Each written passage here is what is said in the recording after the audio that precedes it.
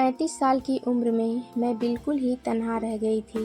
मेरे पति आर्मी में काम करते थे और 1 साल पहले ही उनकी मौत हो गई और हमारा कोई बच्चा भी नहीं था, तो मैं बिल्कुल ही अकेली एक छोटे शहर में रहती थी।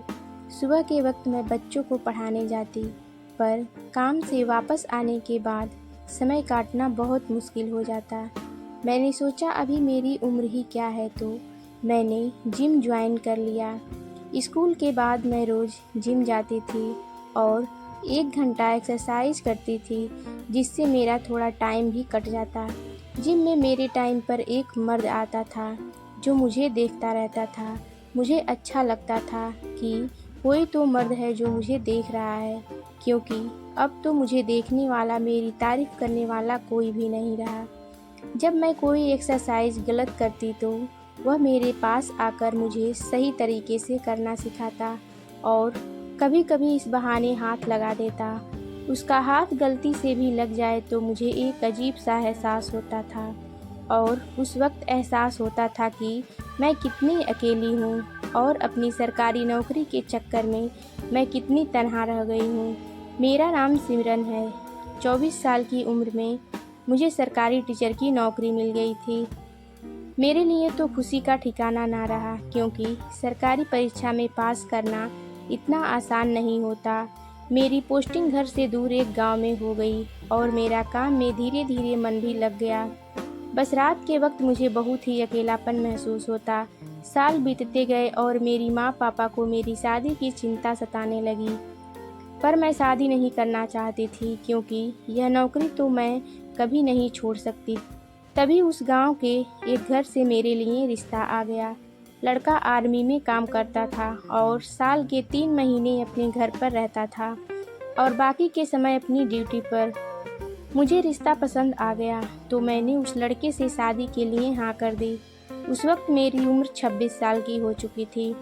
ससुराल में मेरे पति के अलावा मेरी सास, ससुर और मेरा एक कुंवारा देवर रहता था।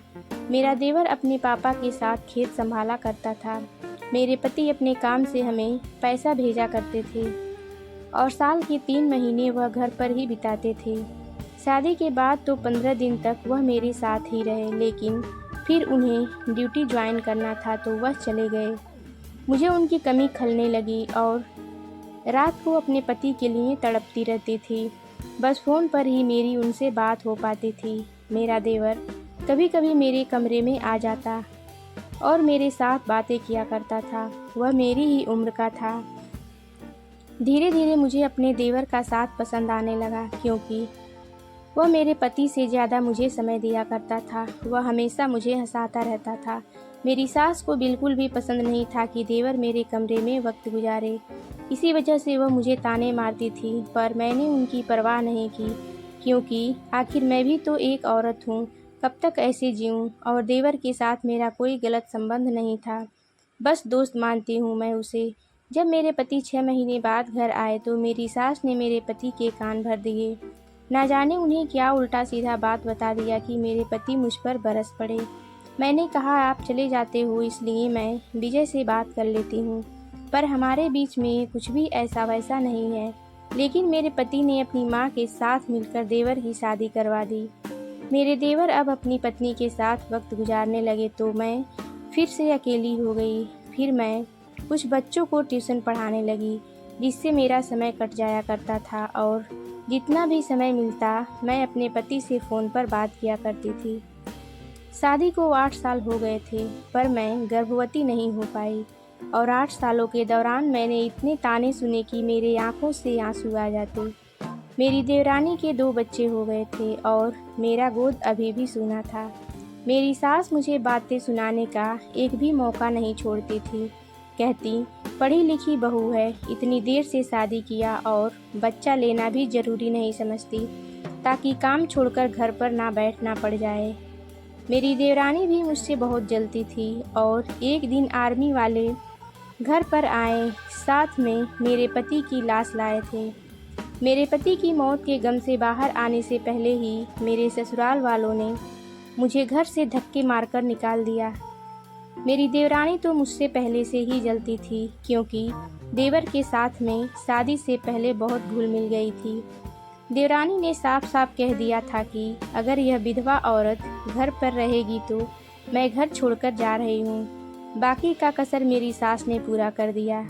हालांकि मेरे ससुर और मेरे देवर ने मेरा साथ तो दिया था, पर उनके आगे कुछ भी नहीं बोल पाए। उसके बाद मैंने उस गांव से ट्रांसफ़र लेकर एक छोटे शहर में आ गई थी और 1 साल से अकेली जी रही हूँ।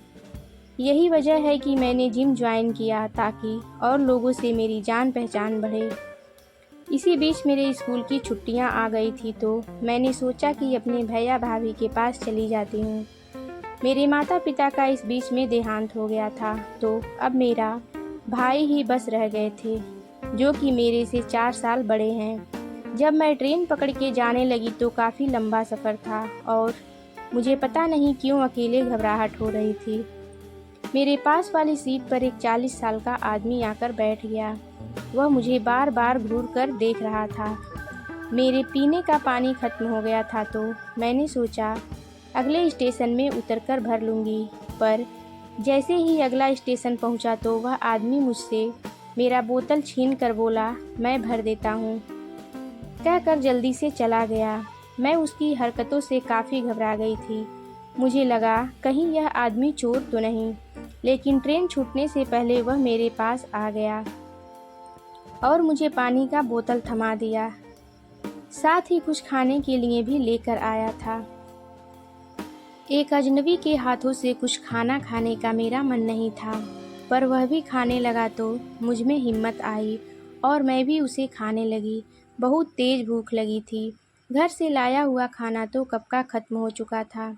जब रात को सोने का वक्त आया तो मुझे ऊपर की बेड पर सोना था। उस आदमी ने कहा, मैडम मेरी नीचे वाली सीट है तो आप इस पर सो जाइए, मैं ऊपर सो जाऊंगा। एक अजनबी आदमी मेरी इतनी मदद क्यों कर रहा है पता नहीं, पर उसे देखकर मुझे ऐसा लग रहा था कि काश मेरा जीने का भी कोई सहारा होता तो मैं अकेली इतनी घबराहट ट्रेन की यात्रा ना करके मैं इसके मज़े लेती। जब मैं अगले दिन भैया भाभी के घर पहुंची तो उनका बर्ताव मेरे प्रति सही नहीं था। मेरी भाभी की बातों से मुझे ऐसा लग रहा था कि मेरे आने से वह खुश नहीं हैं, क्योंकि मैं एक विधवा औरत हूँ और एक बाँझ भी। वह अपने बच्चों को मेरे साथ खेलने नहीं देती। एक दिन तो भाभी ने कहा कि तुम्हारे आने की वजह से बच्चे पढ़ाई नहीं कर पा रहे हैं और दिन भर तुम्हारे साथ बातें और शरारत करते रहते हैं।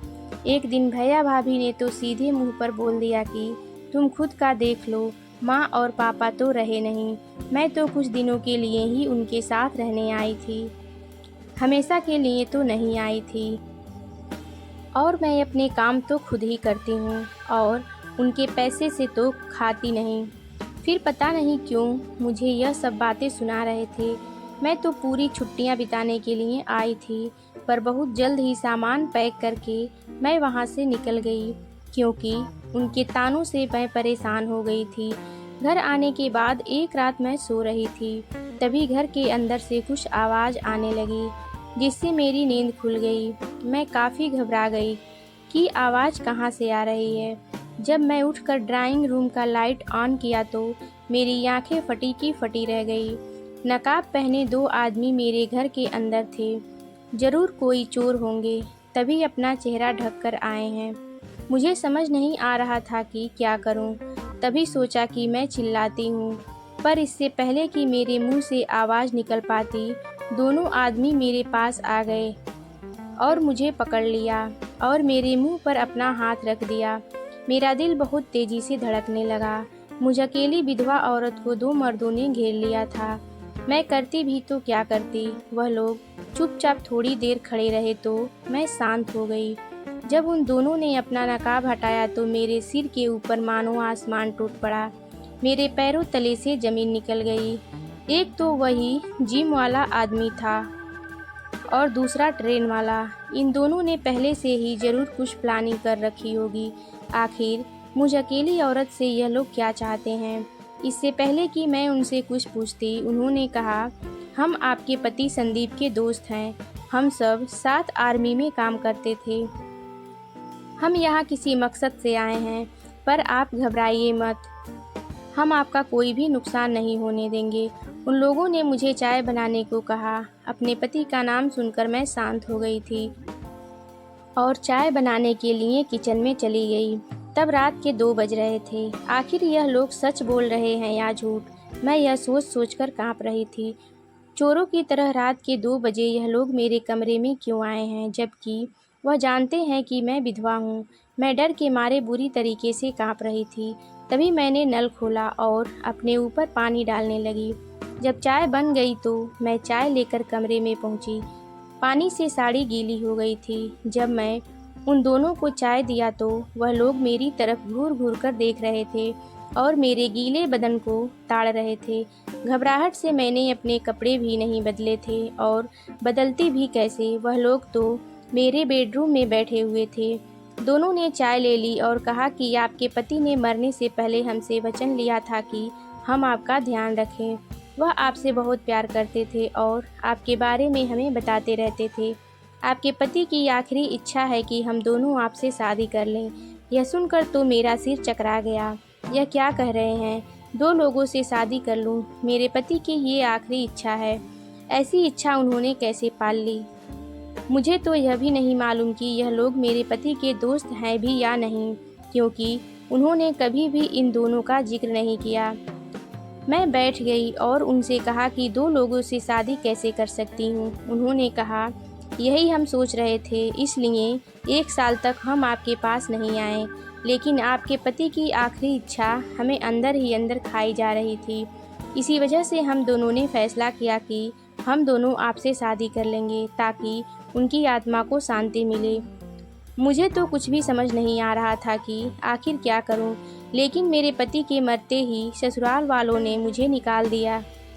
भैया भाभी भी नहीं चाहते कि मैं उनके पास जाऊं। मैं बिल्कुल अकेली रह गई थी। ना जाने क्यों मैं उन दोनों पर भरोसा कर लिया और उनसे हाँ कर दी। फिर उसके बाद उन्होंने जो कुछ भी किया, मैं बिल्कुल ही घबरा गई और रात भर मेरी चीख निकलती रही। मुझे पता नहीं था कि वह लोग मेरे साथ। जब मैं सुबह उठी तो वह दोनों जा चुके थे और फिर मैं अपने आप को कोसने लगी। मुझे तो यकीन हो चुका था कि यह लोग जाली हैं और बस मौके का फ़ायदा उठाने आए थे। तभी मेरी नज़र घर की अलमारी पर पड़ी, जो कि खुली हुई थी। उसे देखते ही मैं बहुत घबरा गई और जैसे ही मैं अलमारी के पास गई तो उसका लाकर खुला हुआ था और उसके अंदर पड़े मेरे सारे सोने के जेवरात गायब थे, जो कि मेरे पति ने इन 8 वर्षों में मुझे बनवा कर दिया था। जब मेरी सास ने मुझे घर से निकाल दिया था तब वह जेवरात वापस मांग रही थी, पर मैंने उन्हें देने से साफ मना कर दिया था, क्योंकि मुझे मेरे पति ने वह गहने दिए थे। मेरी आंखों से आंसू आ गए। अब तो मैं पुलिस के पास भी नहीं जा सकती थी। क्या रिपोर्ट लिखवाऊं? इससे मेरी ही बदनामी होती। वह दोनों मुझे लूट कर चले गए थे। तभी मेरे पास एक फ़ोन आया। कॉलर आईडी में उसका नाम देखकर मैं घबरा गई। कांपते हुए हाथों से जब मैंने फ़ोन उठाया तो उधर मेरी सास मुस्कुरा रही थी, हंस रही थी और कहा कि तेरे कलेजे में भी ठंडक पहुंच गई और मेरे कलेजे में भी। मैं समझ चुकी थी कि उन दोनों आदमी को मेरे पास उन्होंने ही भेजा था ताकि वह गहना चुरा सके। ऐसा लग रहा था कि मेरे साथ एक गंदा मजाक हुआ है। लेकिन करीब 6 महीने बाद किसी ने मेरे दरवाजे की बेल बजाई। जब मैं दरवाज़ा खोली तो मेरा देवर सामने खड़ा था। मैंने कहा, अब मुझसे आप क्या लेने आए हो? तभी उन्होंने मेरे सारे गहने मुझे वापस कर दिए। मेरा देवर अंदर आया और कहा, भाभी, मेरी माँ और मेरी बीवी ने आपके गहने लेने के लिए यह सारा गंदा खेल रचा था, लेकिन बुरे कर्म का नतीजा हमेशा बुरा ही होता है। गहना चोरी के बाद ही मेरी माँ बीमार पड़ गई और मर गई। मैंने अपनी पत्नी को तलाक दे दिया। अभी अभी मुझे तलाक मिला है। मैं चाहता हूँ कि आप मुझसे शादी कर लो। मैं आपको बहुत पसंद करता था, पर आप मेरे भैया की पत्नी थी, इसलिए मैंने आपको कभी कुछ नहीं बताया और घर की मर्यादा कभी पार नहीं की। पर अब जब आप भी अकेली हैं और मैं भी अकेला हूँ, हम शादी करके एक नई दुनिया बसाते हैं। मैंने अपने देवर की बात मान ली और उससे शादी कर ली, क्योंकि एक वही है जिसने मुझे धोखा नहीं दिया और उसके साथ प्यार से मैंने सारी ज़िंदगी बिताई।